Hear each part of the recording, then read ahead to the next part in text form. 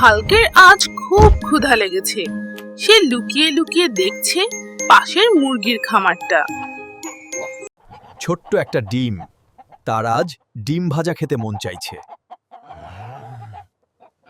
কিন্তু খামারের দরজাটা এত ছোট, হাল্কের বিশাল শরীর কিছুতেই ঢুকতে পারছে না। রাগলে তো পুরো খামারটাই ভেঙে যাবে, ডিমটাও নষ্ট হবে।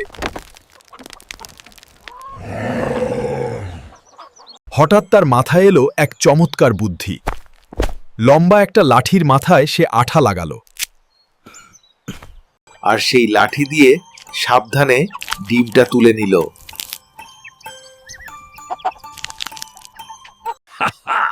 ডিম এবার হাল্কের হাতে। দুষ্টু হাল্কের মুখে তৃপ্তির হাসি।